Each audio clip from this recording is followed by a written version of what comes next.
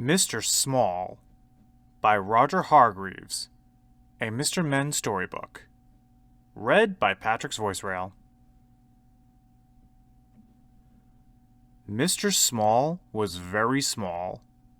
Probably the smallest person you have ever seen in your whole life.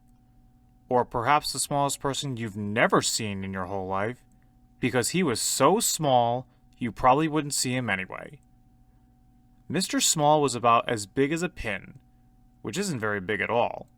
So perhaps we should say that Mr. Small was as small as a pin. Now, this story is all about the time Mr. Small decided to get a job. The trouble was, what sort of a job could Mr. Small do? After all, there aren't that many small jobs. Mr. Small had thought about it for a long time, but hadn't any ideas. Not one. He was thinking about it now while he was having lunch. He was having half a pea, 1 crumb, and a drop of lemonade. Mr. Small thought and thought while he was eating his big lunch, but it was no use. Thinking just made him thirsty, so he had another drop of lemonade. "I know," he thought. "After lunch, I'll go see my neighbor, Mr. Robinson, and ask his advice."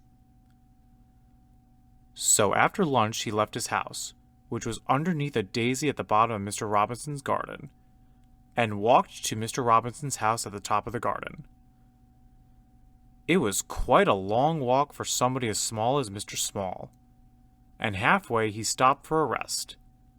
He sat on a pebble, feeling out of breath. A worm crawled by and stopped. "Good morning, Mr. Small," said the worm.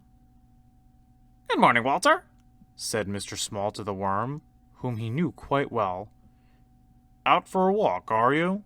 asked Walter. "I'm going to see Mr. Robinson," replied Mr. Small. "Oh," said Walter. "About a job," added Mr. Small. "Oh," said Walter the worm again, and crawled away. Walter was a worm of very few words. After he rested for a while, Mr. Small started off again and walked all the rest of the way to Mr. Robinson's house without stopping once. When he got there, he climbed up to the steps to Mr. Robinson's back door. He knocked on the door. Nobody heard him. He knocked on the door again. Nobody heard him. The trouble was, you see, that if you're as small as Mr. Small, you don't have a very loud knock. Mr. Small looked up. There, high above his head, was a doorbell. "How can I ring the bell when I can't reach it?" thought Mr. Small. He started to climb up the wall, brick by brick, to reach the bell. He had climbed up 4 bricks when he made the mistake of looking down. "Oh, dear!" he said, and fell. Bang!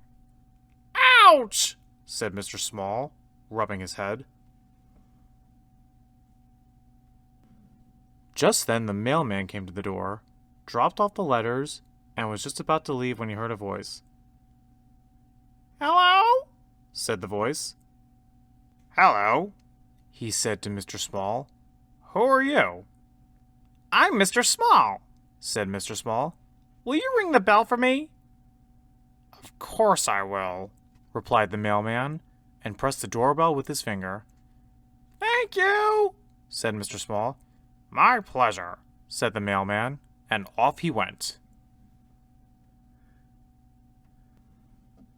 Mr. Robinson opened the door and looked out.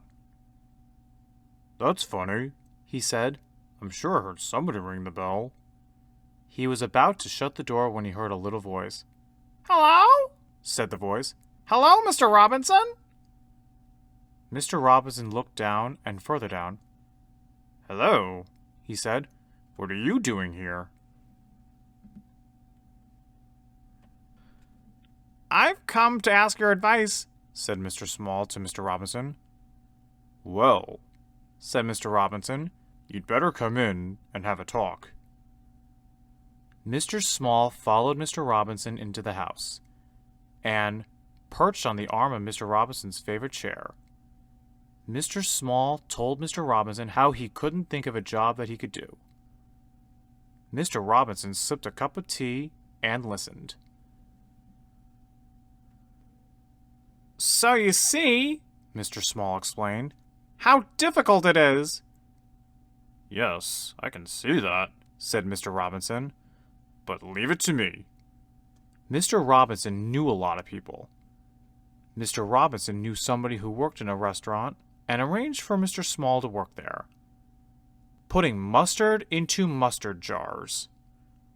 But Mr. Small kept falling into the jars and getting covered in mustard, so he left that job.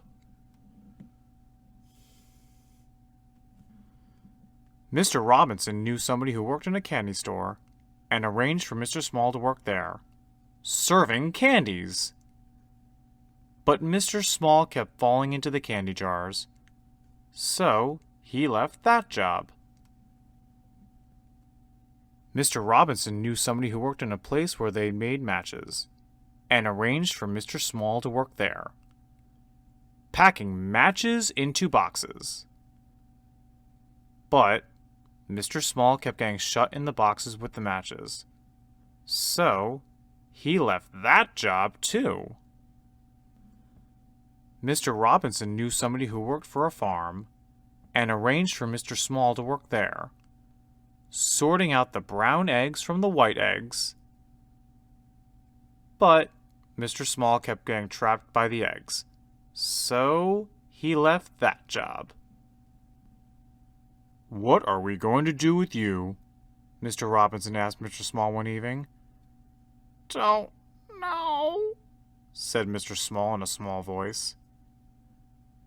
"I've got one more idea," said Mr. Robinson. "I know somebody who writes children's books. Perhaps you could work for him." So the following day, Mr. Robinson took Mr. Small to meet the man who wrote children's books. "Can I work for you?" Mr. Small asked the man. "Yes, you can," replied the man. "Pass me that pencil and tell me all about the jobs you've been doing. Then I'll write a book about it. I'll call it Mr. Small," he added. "But children won't want to read a book about me," exclaimed Mr. Small. "Yes, they will," replied the man. "They'll like it very much." And you did, didn't you?